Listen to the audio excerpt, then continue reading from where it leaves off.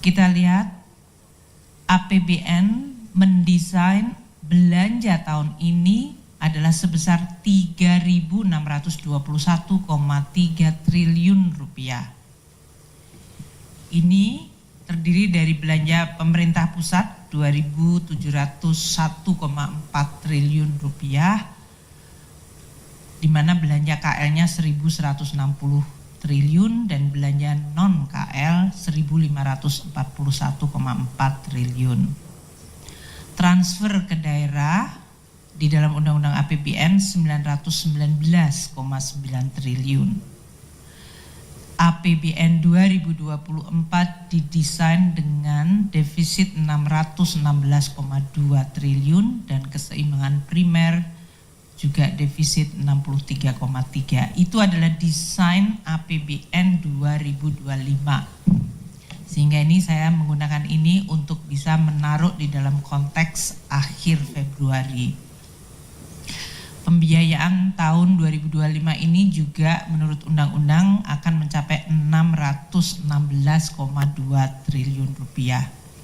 Nah, realisasi yang terjadi untuk belanja negara hingga akhir Februari ya, dengan berbagai yang nanti akan disampaikan oleh Pak Wamensua, terjadinya impres, efisiensi dan lain-lain, kita masih melihat belanja negara 348,1 triliun. Realisasi di mana ini adalah 9,6% dari total belanja yang akan dianggarkan tahun ini.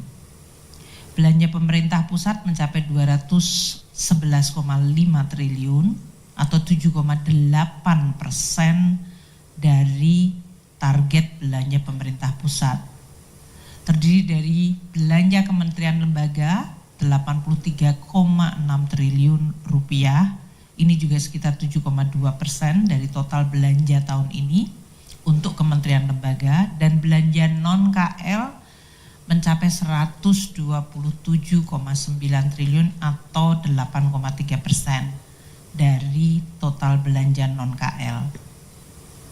Untuk transfer terlihat lebih maju, yaitu kita telah mentransfer ke daerah sampai akhir Februari mencapai 136,6 triliun. Dari persentase ini lebih tinggi dari bahkan kecepatan belanja pemerintah pusat, yaitu 14,9% dari total transfer tahun ini sebesar 919 triliun. Untuk posisi 2025 akhir Februari, keseimbangan primer dalam posisi surplus 48,1 triliun. Di dalam APBN undang-undang nantinya kalau itu terlaksana semua adalah 63,3 defisit, jadi masih positif. Sedangkan dari total keseimbangan terjadi defisit 31,2 triliun rupiah untuk posisi akhir Februari, atau ini sebesar 0,13 dari PDB.